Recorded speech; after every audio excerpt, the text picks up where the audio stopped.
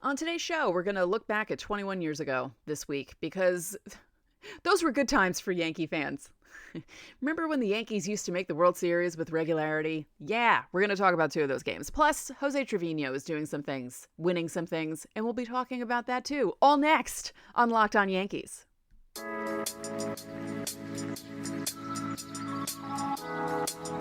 You are Locked On Yankees, your daily New York Yankees podcast. Part of the Locked On Podcast Network, your team every day.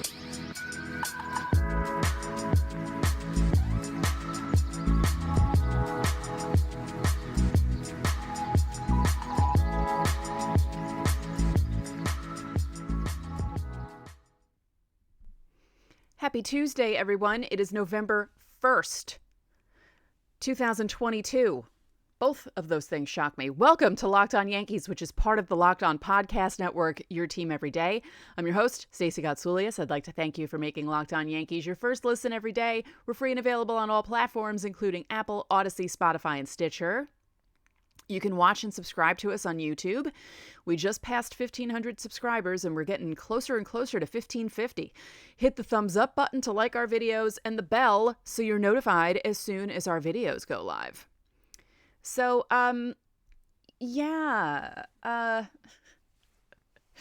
Yankees aren't in the World Series, and they used to make the World Series a lot 20 years ago. No, not even 20 years ago. They lost in the division series 20 years ago. I should know. I went to 2 games. We're going to look back at October 31st and November 1st of 2001 because, to this day, those are 2 of the best Yankee playoff games in history just because of everything surrounding that playoff run and the way that they won those 2 games. I mean, honestly, it was like something was happening in the old stadium during those games. It was kind of crazy. And I was at one of them. I was at the October 31st one with my dad, my brother, and my best friend at the time. And we were sitting in section 14 of the upper deck. So upper deck, left field. Almost left field, not quite left field. And it was insane. It was absolutely insane being there for that game. The October 31st game is the one that when the clock struck midnight, Jeter became Mr. November. And it was odd being there that night, going into September, before September 11th happened. I knew that we were going to have the tickets for those games with my ticket plan, but I didn't know that they were going to be pushed back because of 9/11, and then they were. And it was very odd being at the stadium on Halloween, because baseball hadn't been played that late. And it was just a strange vibe all around just because of everything that happened and all the security. President Bush was there the night before, and it was an escape from everything that was happening, but it was also in the back of your mind that everything was still happening and that, they were still removing remains from Ground Zero, and that was not that far away from Yankee Stadium. And it was a very odd time to live through. And I was 27. Yeah, 27 when 9/11 happened. And it was a very scary time. If you don't remember, I know a lot of people who watch this show are younger than me and might not remember the magnitude of everything that happened because you were younger and you knew that 9/11 happened, but you didn't experience what it was like working in the city and being around it in subsequent months. I worked at NBC. There was a day in October of 2001. They called us into a meeting at NBC. I was in the sales department. We were up on the 26th floor, and they just walked by our desks and said, conference room now. And we're like, okay. And it was just before lunch. It was about 11:50 in the morning. And we go in there and, you could tell something was up just by the looks on people's faces. And they let us know that Tom Brokaw got anthrax sent to his office. Then they explained to us that we were fine, that the way 30 Rock was made, all of the air systems were horizontal and on each floor, and they didn't, like, our air didn't go to any other floor, so the anthrax and all the other stuff that was on the third floor stayed on the third floor, so we were all safe. But the thing about it was they released that information to the news as we were in our meeting. So when I get back to my desk, I have my voicemail light is on it, and I'm not thinking anything out of the ordinary because I worked in sales and stations were calling me constantly. Media buyers were calling me constantly. So I dial into my voice. You have 9 new messages. And I'm like, oh, I guess they heard about the anthrax. Great. So, I was dealing with that working at NBC. I was terrified going to Yankee Stadium, but also defiant going to Yankee Stadium. It was a very weird dichotomy there because I was afraid of what was happening, but then I was also like, oh, are you going to try and bomb me here? Yeah, do it. It was just really, it was strange. It was such a strange time to live through. And let's see. Oh, right. I witnessed a loss and a win in the first round because I went to game 2 against Oakland. They lost it. Remember when the Yankees went down 0-2 at home and then had to go to Oakland? Then the flip play happened and they came back for game 5. I was at game 5. They clinched the division series. Then I go to the ALCS against Seattle. And I say to my brother, I said, I've never seen a walk-off home run in the playoffs. I want to see a walk-off home run in the playoffs. It was the bottom of the 9th. A pitch later, Alfonso Soriano, it's a walk-off home run. And I'm like, cool. Game 4 of 2001. Not a fun game for most of it. Really, people don't remember that Derek Jeter was doing nothing up to that point because I really think he was affected by when he flipped into the camera well to make that catch. Does anyone else remember when he did that? And I think that affected him for a lot of that series against Arizona. And Tino Martinez comes up. And it took, I say this all the time, I've been saying it for 21 years, but I'll say it again. Even though everyone around me was jumping up and down and screaming, and I saw with my own 2 eyes, well, an eye and a half, because this one's kind of blind, I saw the ball leave the ballpark, but it still took my brain until he was between second and third for it to kick in that he tied the game in the bottom of the 9th. And then I started freaking out, and the upper deck was bouncing up and down, and there was a girl behind us who was freaking out because it was a little jarring to be in the upper deck and feeling it literally going up and down like an accordion. And I said to her, it's better that it's moving. If it wasn't moving, it would just snap off. And then she freaked out even more. So I apologized to that person 21 years later. But anyway. And my dad left because he had a really bad headache. And he was our ride home, but he didn't want to make us go. He was like, I'll go out. We'll meet up. Don't worry. I'm like, okay. So he left the stadium. It was me, my mother, me, my brother, my best friend. Jeter comes up, and my brother even said, oh my God, it's midnight. It's November. That's so weird. I said, yeah, that is weird. And then 2-3 minutes later, Jeter walks off. And I always like to mention the fact that I was screaming so much that night on Tino's home run and on Jeter's home run. And then as we were leaving the stadium, we were just chanting, let's go Yankees, the entire time for the 40 minutes that it took us to leave. And when I woke up the next morning, I didn't have a voice, and I permanently damaged my voice. So thank you to Jeter and Tino for doing that. Also, thank you to this day for the best playoff game I've ever been to. I would like to replace it with another playoff game. That could be a good one. Thank you. Like sometime in the future, I'd like to be at like a walk-off World Series win, like a Joe Carter deal. That would be awesome. That'd be great. In a moment, we'll talk about November 1st, 2001, because the Yankees coming back and beating the Diamondbacks, tying in the bottom of the 9th and then winning in extra innings wasn't enough one night. It happened 2 nights in a row. But first, BetOnline is your number one source for betting football and for the start of the NBA basketball season. That's kind of redundant, isn't it? Yeah, the NBA season. There we go. Find all the latest player developments, team matchups, news, podcasts, and in-depth analysis on every game. And as always, BetOnline remains your continued source for all your sports wagering information with live betting and up-to-the-minute scores for every sport out there. The fastest and easiest way to check in on all your favorite games and events, including baseball, MMA, boxing, and golf. So head to the website today or use your mobile device to learn more. BetOnline, where the game starts. And I think you still have time to bet on tonight's World Series game. I'm assuming Houston is favored. They were favored yesterday. I'm assuming that didn't change. Thank you for making Locked On Yankees your first listen. For your next listen, check out the Locked On Sports Today podcast. The biggest stories of the day, plus instant reactions, big game recaps, and the take of the day. Available on the Odyssey app, YouTube, and wherever you get your podcasts. So the next day, I woke up early because my best friend and I, who were at the Yankee game, were planning on driving, and we did, to Wilmington, North Carolina. We had this trip planned months in advance before 9/11 happened, before we knew that the games were going to be shifted back, so we delayed our trip for a day.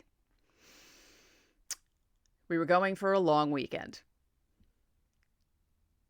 So on November 1st, we get in the car, me with my raspy voice, my friend with her not raspy voice because she screamed like I did, but I don't know. I just did something. I'm wearing my Tino Martinez t-shirt, my Adidas track pants, my Adidas sneakers. I was Adidas'd out, okay? We stop in Virginia for like an early dinner because it took us like 10 hours to get to Wilmington, right? It was a long trip, and we didn't leave till later in the day. So it was, yeah. So we stop at this place. It had pumpkin in the name, and I can't even remember the town it was anymore because it was 21 years ago. But I know there was a pumpkin in the name. It was in like a shopping mall just off 95. And we go in, and the lady sees my Yankee shirt and says, "Did you see that game last night?" And I say in my really raspy voice, "We were there." And she said, "We don't usually root for Yankees, but we're rooting for them now." And I just thought that was the funniest thing ever. And that's all anyone said to us while we were down in the South for that for that long weekend. "Yeah, we're rooting for the Yankees," So I thought that was really funny. Like the one time almost the whole country rallied around New York and the Yankees. So that was fun. But what happened was we were listening to the game in the car, and the Yankees were losing 2-0, and I'm just like, whatever. And we lose the game. We can't get it back on the radio. It was like we got off 95, and I can't remember the highway we took to get to Wilmington because we went 95, and then we went east to go to Wilmington. And we lost the game. And I'm like kind of freaking out, but I'm just like, all right, we'll get to Wilmington, check into the hotel, and everything will be fine. We check into the hotel, we get in, we turn on the TV, and the ticker's going across the bottom of ESPN, and it says the Yankees score, and it says they won, right? It was 3-2, F/12. Because I believe we lost the game in the 8th inning. It was like it was close to the end of the game when we lost it, and I was like, oh no, and we couldn't find it on the radio, and it was just gone. It was just gone. And I looked at my best friend. I'm like, they did not do this again, did they? There's no way they did this again. So we waited for ESPN to like cycle through and get back to the Yankee stuff, and we saw the highlights. And we were just like, are you kidding me? Did they do this again? How did they do this again? And we saw Brocious hitting the home run to tie it in the bottom of the ninth, off Kim again. Like, what were they doing? What was Brenly doing? Poor Kim. And then, we saw the highlights, and we're like, it was just, how did this happen? 2 nights in a row. It's almost like having 2 of the Raul Ibanez games happening in a row, basically. is kind of what it's like, except the two guys who hit the game-tying home runs weren't pinch hitting for Alex Rodriguez, but it was close. And that's kind of like what it was for October 31st and November 1st of 2001. It was insane. And I say this to this day, that's a TikTok sound. If it were reversed and the Yankees had 4 games at home, they would have won that series. No doubt in my mind. There's no way they would have lost a game at home with the way things were working out in that particular series. Yeah, they would have won. They should have won. I still cannot believe what happened in Game 7. I saw it with my own 2 eyes, and I still can't believe it happened.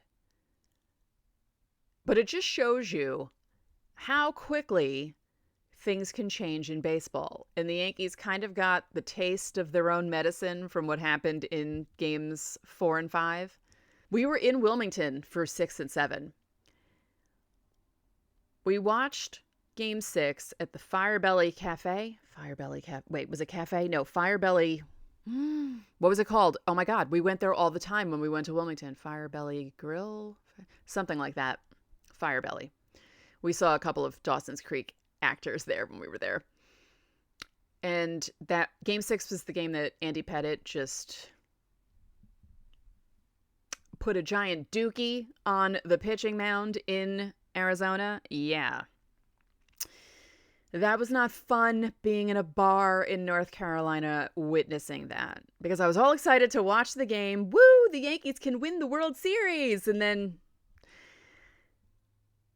we didn't go out for Game 7. We ended up watching it in our hotel room, and I was inconsolable.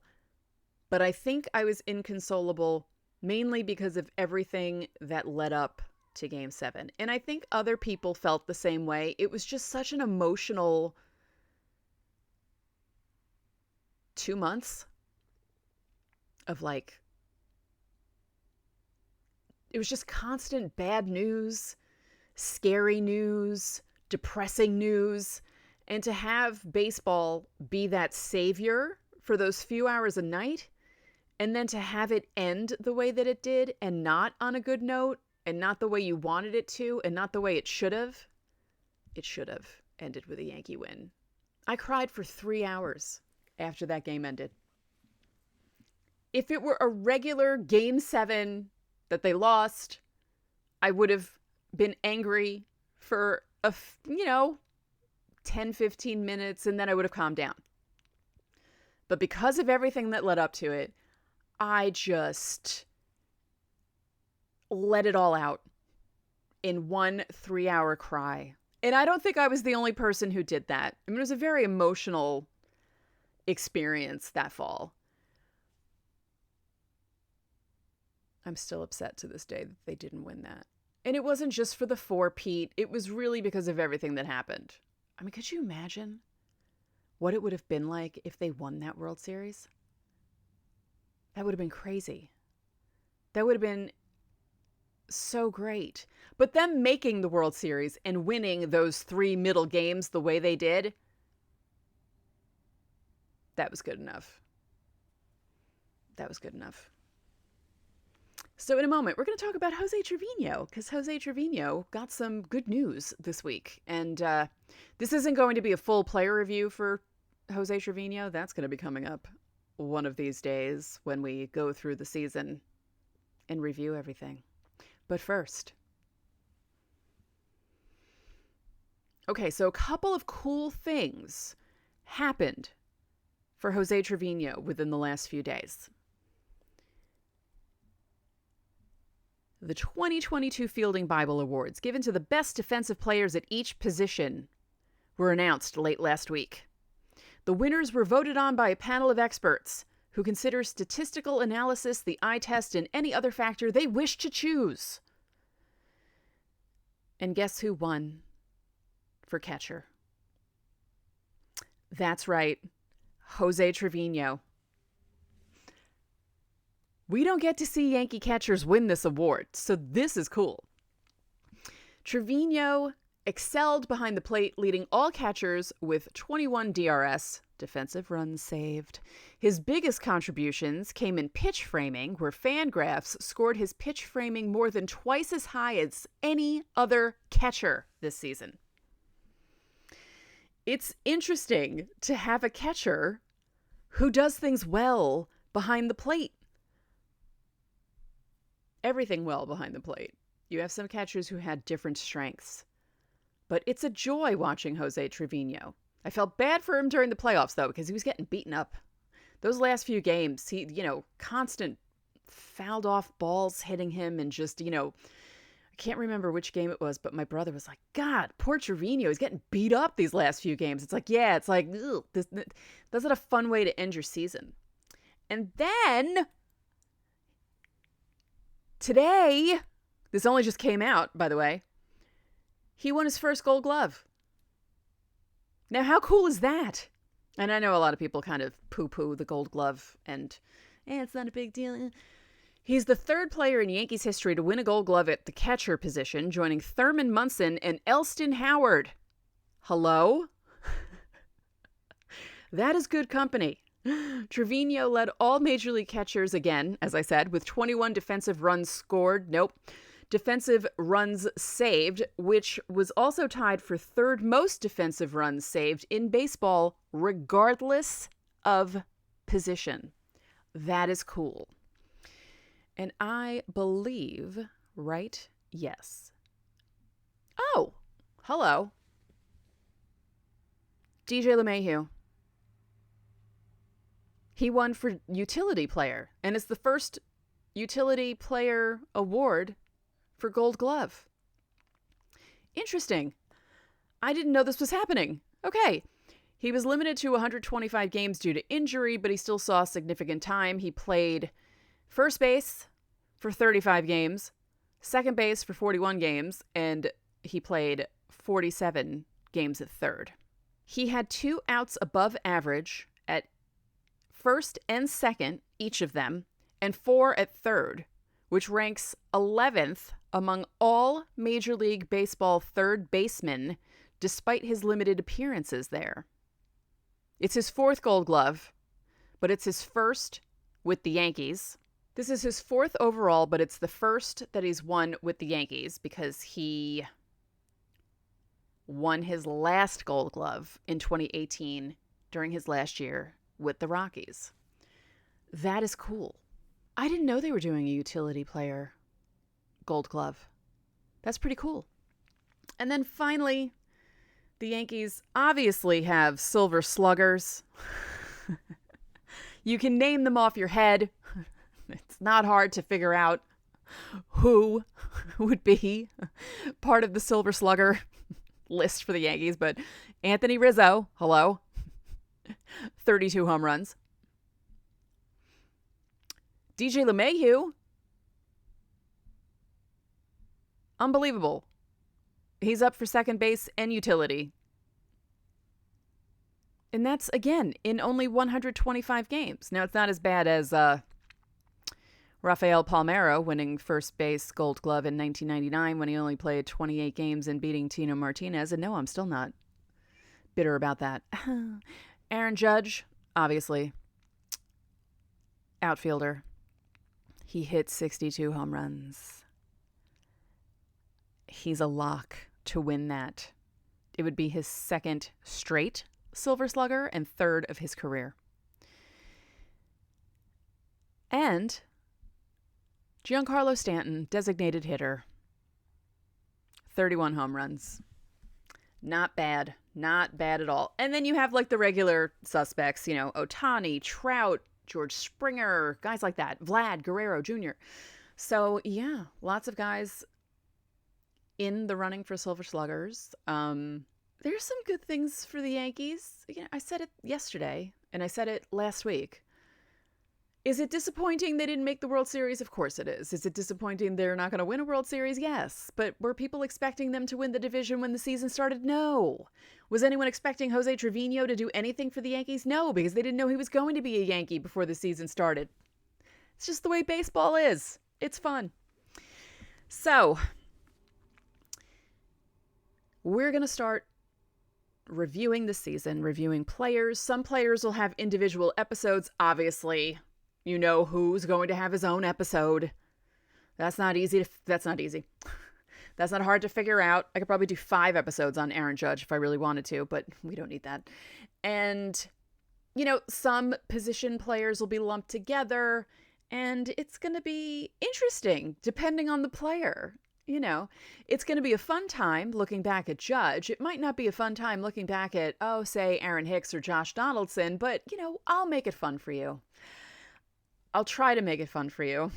And tomorrow we'll talk about tonight's game between the Phillies and the Astros. As I said, the weather is much better tonight. They'll be playing. Now, I said yesterday that Cashman's probably coming back, but there's some reports that are like, Hal's still not sure. I don't believe it. I'm not falling for that, Mr. Steinbrenner. I am not falling for that. So coming up, we're going to start talking about the 2022 season, going through certain seasons and how certain people did. Good, bad, ugly, all that stuff. We'll talk about free agency because there's an important person exploring free agency. Oh, well, there are a couple of people exploring free agency, and we'll talk about possibly what the Yankees can do. I'll have some special guests lined up for you.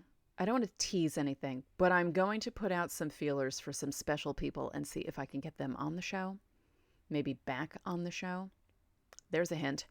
And it's the off season, but we're not off.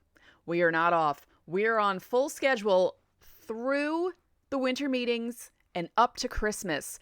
And we're going to make it fun for you. So that's it for this episode of Locked On Yankees, which is part of the Locked On Podcast Network, your team every day. Remember, you can listen to this show in Apple Podcasts, Google Podcasts, Odyssey, Spotify, Stitcher, or anywhere else you get your podcasts. You can watch and subscribe to us on YouTube. Again, hit the thumbs up button, comment, click the bell so you know when our videos go live. Thanks for making Locked On Yankees your first listen today. For your second listen, check out Locked On Sports Today. From the games that matter the most to the biggest stories in sports. Go beyond the scoreboard and behind the scenes with local experts and insights only Locked On can provide. Locked On Sports Today, available on this app, YouTube, or wherever you get your podcasts. One more thing, if you could be so kind, please rate the podcast and spread the word about this podcast to your fellow Yankee fans. We'd really appreciate it. So, enjoy your Tuesday, and I'll talk to you all tomorrow.